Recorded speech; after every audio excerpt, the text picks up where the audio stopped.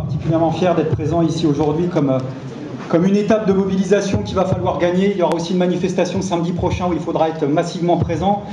Je parle d'une vraie bataille parce qu'on ne va pas se raconter d'histoire. On a des adversaires de taille, le gouvernement, mais on a aussi la bataille de l'opinion à gagner parce qu'autour de nous, des collègues, des voisins, dans notre famille, on sait ce qu'on entend. Que l'état d'urgence, malgré tout, au fond, moi, j'ai rien à me reprocher. Puis est-ce que c'est vraiment bien raisonnable d'organiser la contestation sociale en ce moment? Oui, il va falloir gagner et expliquer pour dire à quel point l'état d'urgence, c'est d'abord et avant tout une instrumentalisation sordide, que c'est particulièrement inefficace si tant est qu'on soit crédible et qu'on ait vraiment la volonté de lutter contre le terrorisme. Et puis c'est surtout un alibi extraordinaire pour les classes possédantes, pour nous faire parler d'autre chose et faire passer les mauvais coups en ce moment, et on s'en rend compte actuellement.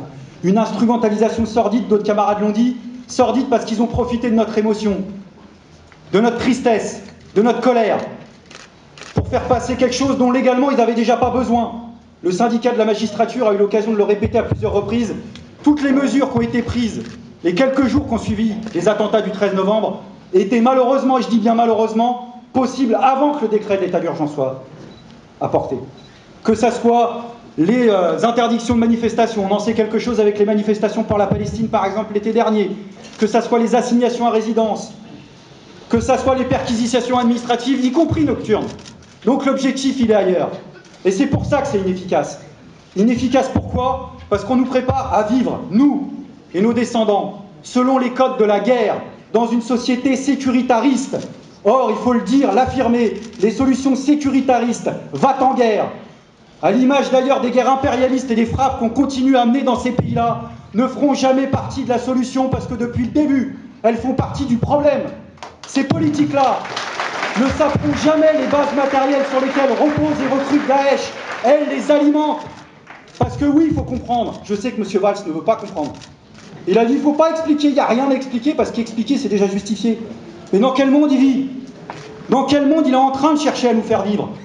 Oui, malheureusement, les terroristes ont une stratégie. Et leur stratégie, quand ils frappent en France, c'est de diviser la société française, qu'elle soit fragmentée, qu'elle vive apeurée, qu'elle vive reclue sur elle-même, en espérant qu'une majorité de la population se retourne en bloc contre la communauté musulmane.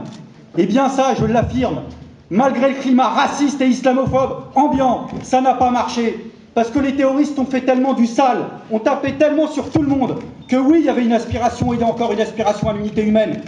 Et les beaux parleurs qui nous disent que cette aspiration à l'unité humaine n'a pas pu s'exprimer, bah ouais, c'est vrai.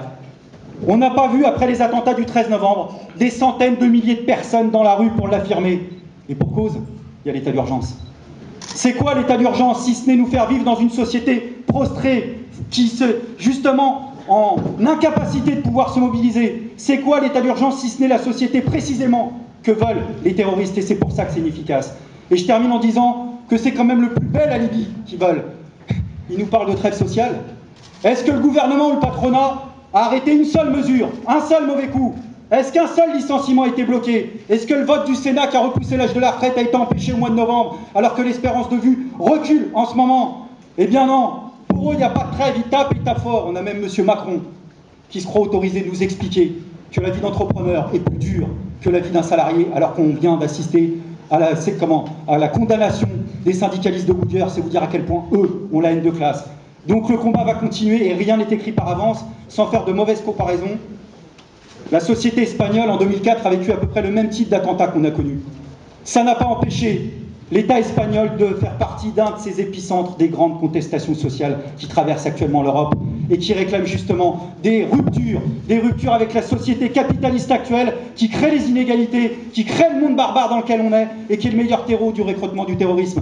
Donc la lutte continue pour braver cet état d'urgence. Je vous remercie.